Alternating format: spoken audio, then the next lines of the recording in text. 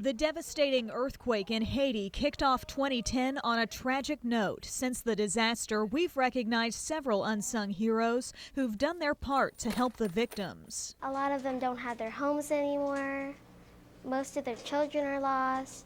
In January, this fourth grade class at Eastside School in Harrisburg learned about the disaster and sold bags of popcorn to help earthquake victims. It's just really sad, and there was all kinds of people. They were losing their homes, and it was just a very sad moment. Not long after, the Marion Hawks Soccer Club hit the stores, picking out items for children in Haiti who lost everything. They've suffered a terrible loss, so we're just helping them out and sending them stuff that they need. In the process, the team learned a lesson in generosity. To build individual values and to show compassion for others. In Mount Vernon, compassion comes in the form of cards. With deepest sympathy to you and your family at this time of sorrow. As part of the African American Heritage Committee, Sarah Lockhart has sent more than 1,000 cards to local residents in the past 12 years. They mark times of happiness and sorrow. Some people will tell me that they're not close to their family.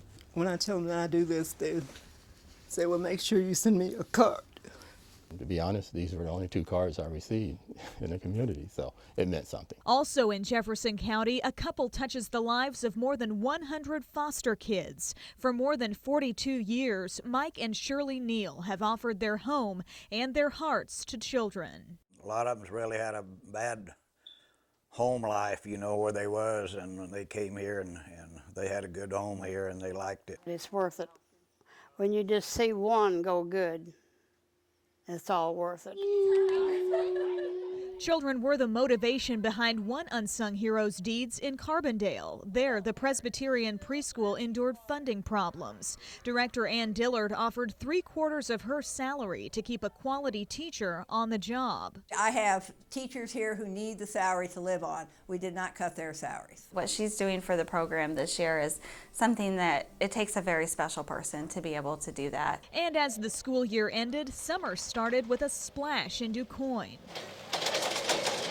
A $10,000 donation from the Harris Family Christian Foundation went toward the first pool house renovation in more than 30 years. Volunteers like Randy Shively worked overtime to pull it off. Randy came here night after night after putting in a hard day's work as a pipe fitter and turning the wrench on a voluntary basis, and that's pretty extraordinary. City pool here it really is a jewel for the city and a good thing for the kids to come and spend their summer swimming. These people represent just some of the selfless acts from the first half of 2010. With this year in review, Emily Eddington, News 3.